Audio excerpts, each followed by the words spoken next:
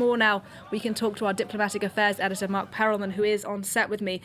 Mark, first of all, just give us your thoughts on the resignation of the Prime Minister just hours after we heard those comments from the Grand Ayatollah Ali al-Sistani. Yes, the writing was on the wall as soon as the Grand Ayatollah spoke in very clear terms about the need for a new government. He had already issued a few warnings since the violence began on October 1st, leading to over 400 dead and counting. But today, clearly, he said we need to change government. And we knew the Prime Minister was about to resign. The only question was when. And he announced today through a statement that he will formally submit his resignation to Parliament after a year only in power, and after it took months for all the coalition blocs to agree on his name. And so clearly this is a new era of uncertainty, and it's a likelihood that a new compromise candidate will take a long time to emerge, because clearly what has happened has rattled all the political elite in Iraq, and no one can tell today what will happen next.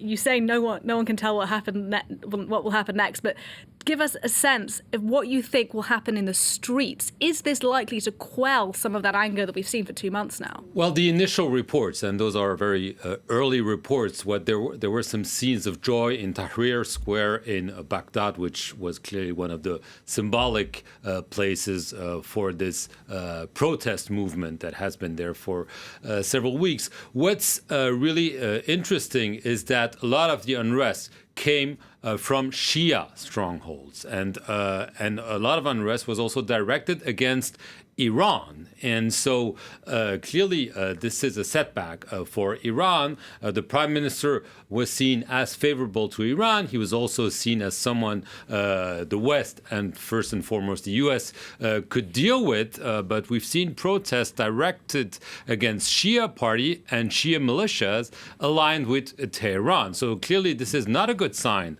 for Tehran. We saw the consulate in Najaf being assaulted just a couple of days ago, and it was not the first time. The question is whether Iran will be able to wield its influence for the next prime minister. And clearly this will be a battleground behind the scenes, hopefully, and not in the streets, between Washington and Tehran. And who will win is not likely to be a compromise candidate between both capitals, like it has been the case with this prime minister and the two previous ones.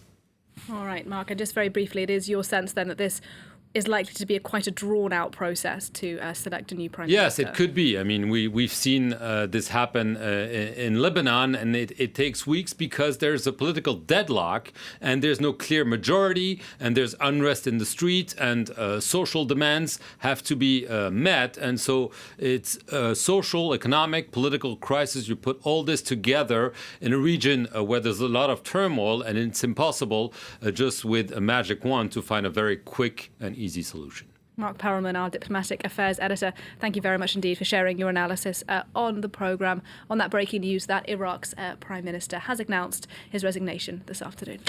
Let's move on now, though, and bring you some other